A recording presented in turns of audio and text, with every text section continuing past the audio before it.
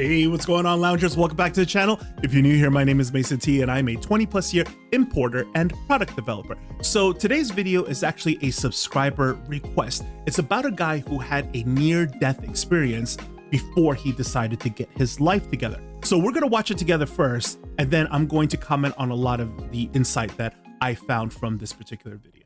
How I was almost killed, gave up everything, and went from a 120 square foot shed with no power to a 33,000 square foot facility and a company built to empower makers all over the world.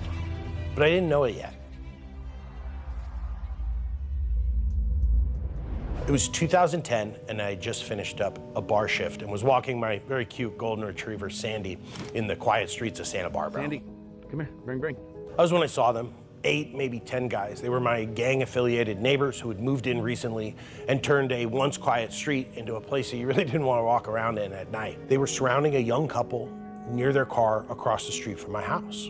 They had bats, knives, and something in me just snapped. This is a neighborhood I've lived in for almost a decade. I'm tired of feeling unsafe here, and at the time it looked like they might kill this couple if someone didn't step in. So I tied Sandy's leash to a fence so she wouldn't get involved, you know how dogs could be. And I took out my bartending flashlight and I yelled something that I thought might give them a chance to escape, which was, "Santa Barbara police, freeze." Dumb, I know, but it was all I could think of in the moment. And for a second it worked, they ran. But really quickly they came back. And anybody who's been in a bad situation knows it goes from okay to bad in almost an instant. And suddenly I was in a fight for my life. According to the police report, the assault lasted about 2 minutes, which is a horrendous amount of time to be fighting for your life. A cab driver even tried to help me and split the crowd by running through it. But eventually somebody got behind me and hit me with a bat and I went down. They dragged me up the street and kept kicking me until a police officer who was filling out a police report a couple blocks away saw that she said there were too many people moving in the street. She came flying up and people scattered. I woke up in a pool of blood that was bigger than my body. I remember I picked my head up and it was so big in my concussed state, I thought, I must be dead. I have to be a ghost. It was pure emptiness, like the most empty, sad feeling I've ever felt. Then I picked my face off the pavement. And there were 50 people standing around. There was 9. This is why I don't blame people for not getting involved. And they all gasped. Here's what I looked like in the hospital. Now imagine that, but I hadn't been cleaned up yet. I ended up having a broken eye socket, broken wrists, broken hands, 80 stitches and staples in my face. That's when I realized I was alive. It was the happiest moment of my life. And suddenly I was filled with like pure joy. And I'm telling you, to go from the lowest point in your whole life to the highest in just a matter of seconds, that's a wild range of emotions. It was like completely just draining. But honestly, the aftermath changed me. I couldn't be around large crowds of people, especially men. I would uncontrollably shake, sweat, panic. Something inside me had cracked. But thanks to the California Victim Restitution Fund, which will pay for all your medical bills, and the people who committed the crime will have to pay that back before they get off probation, I was able to get therapy. And I'll never forget what my therapist said to me in my first session. I'd never done therapy before. She said, "How do you face your fears?" And I was like, I don't know, like thinking she had some insight. She just said, "You face them." So I did. I walked through crowds until it hurt, and then I walked further. And during that like really uncomfortable process, it's almost hard to swallow, right? Because you have a professional who's being paid money to tell you, how do you face your fears? Well, you face them. It's so straight up, but yet at the same time, from a professional point of view, there is no shortcut around facing your fears. So whenever you let your emotions get in the way, saying like, oh, I'm too shy or I'm uncomfortable, well, what's the reason why you're uncomfortable? It's because you haven't done this before. That's why you're uncomfortable. If it's something that you've done thousands of times, clearly you're going to be very comfortable. That's exactly what public speaking is, right? So ultimately, at the end of the day, when it comes down to facing your fears, how do you get around it? You have to overcome it. I realized life is short and it can be taken away in an instant, just walking your dog. And I realized that I wanted to live. I was done surviving and I wanted to chase my dreams. So I walked away from everything that wasn't fulfilling me. My bartending job, which was sucking the life out of me, but it was paying my bills. My unprofitable construction company that I hated, I walked away. I gave it to my business partner and said, I'm out.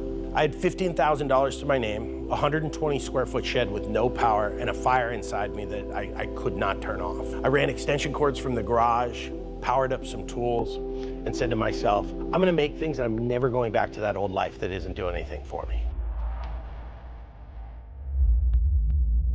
Jonathan Katzmoses here. I just posted some pictures of this box I've just finished. Jonathan Katzmoses here with a new walnut man box. Hi, I'm Jonathan Katzmoses, and today we're going to make center keyed box joints. In that shed, I consumed everything woodworking, from YouTube to books to magazines. And I watched a video from Fine Woodworking about cutting dovetails, and I thought, how hard could it be? So I bought some tools.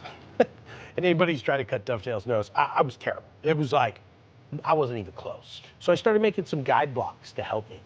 And those eventually became what you know as the Katzmoses magnetic dovetail jig, my first product. The first version was made from maple, and I knew it was something cool, but I didn't know how to tell anybody. I thought that products were only developed by big mega corporations. I was out of money. I had maybe 3 weeks left at the time before I was totally broke. I'd spent most of my money on tools. So Okay, so a couple of details that he mentioned here, right? Number one, which is he had his near-death experience to be reminded that life is short. You know, often we think to ourselves, life is very short. Well, we hear this phrase all the time, but why do we need to be reminded all the time? Because people get complacent and they forget exactly how precious and short life is. When you really calculate the average lifespan down to days, the average human only lives about 30,000 days. So imagine $30,000, 30,000 of anything. You only have about 30,000 days, give or take, for the average person to live on this planet.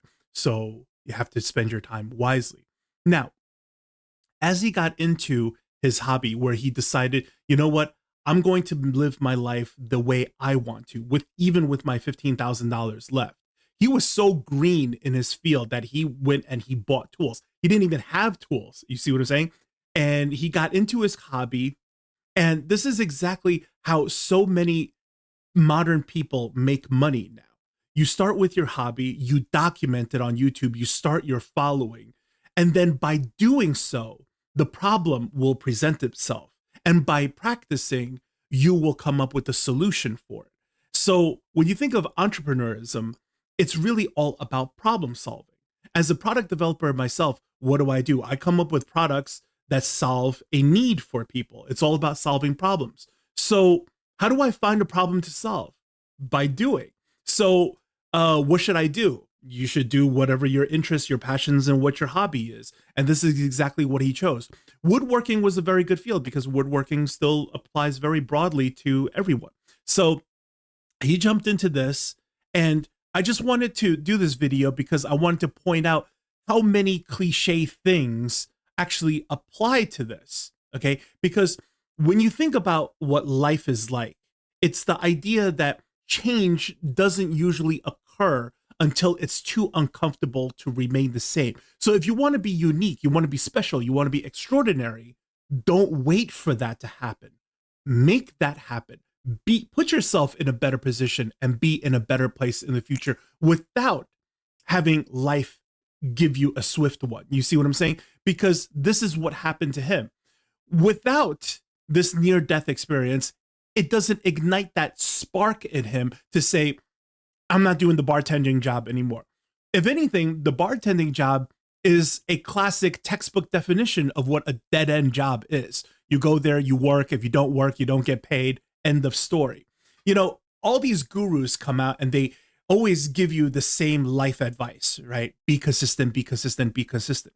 But when you really think about consistency, consistency means nothing unless what you're doing also compounds, right? Because you want to be consistent at something that also compounds, and then it gets better and better. Then you have more and more later on. So, you know, when you're doing the YouTube video, you get more and more subscribers, you get more and more audience, you broadcast wider and wider. So every single video that you do, it compounds. As you're working on the woodworking stuff, you're consuming everything woodworking, you're getting more wisdom, more experience, and you could build better things. And then as he's attempting to make stuff such as the dovetails, the problem eventually starts to arise. And then it turns out a lot of people resonate with this problem, which is exactly every single base story on Shark Tank, right? I had a problem, my sister had a problem, I solved the problem for myself, I solved it for my cousin, and then we put it on Instagram or social media, and then it blew up, and then people are like, hey, where can I buy that? And then we turned into it a business. It's the same story over and over again. So So you guys already know the answer. You see what I'm saying? I just want to hear a little bit of the rest of what he has to say, and then I'm going to give you some more words of empowerment. I took my first really big gamble. I bought some camera gear, I built a website, I posted a YouTube video about it. That day I sold 27 jigs. The comments were amazing, people were super helpful. Probably did a Shopify. Great constructive feedback. I started sharing everything I was learning on YouTube. Everything from teaching, building, documenting my journey. Before long, I hit 1,000 subscribers. It felt like I had taken out Goliath.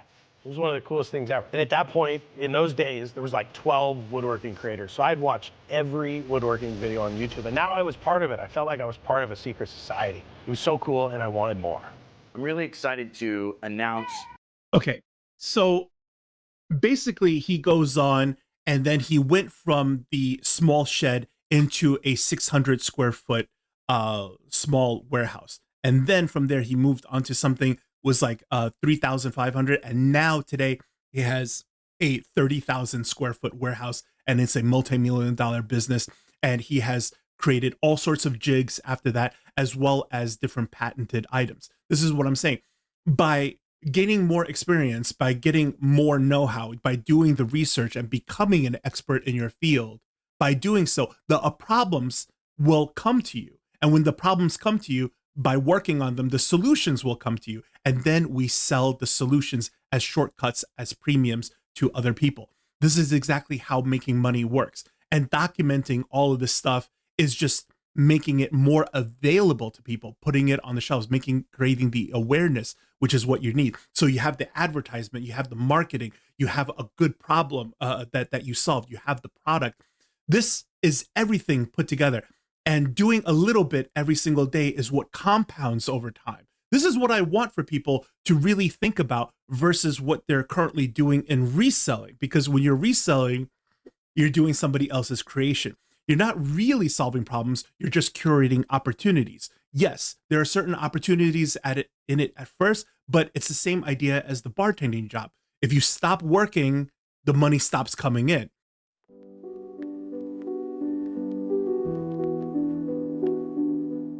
Life is indeed short, and knowing that the average lifespan is only about 30,000 days, that's not as much time as you think. And consistency, it only matters if what you're doing actually compounds. If it doesn't build into something greater, then all that effort is just maintenance, not growth. Everyone you know who is in a better position than you isn't necessarily smarter, more talented, or luckier. They're just people who have started before you. Therefore, be proactive with your life. Take the leap into things that matter. If you don't have a hobby, start trying new things today. You don't have expertise, then get expertise. Pick something, commit to it, and build expertise over time. As you move forward, the problems will arise, but that's a good thing because solving problems is what creates opportunities to grow and earn money. So if you take action now while you're still in a pretty good place, you get to define life on your own terms. But if you sit still and wait until you're uncomfortable, then life will eventually make decisions for you, and you're not going to like those terms.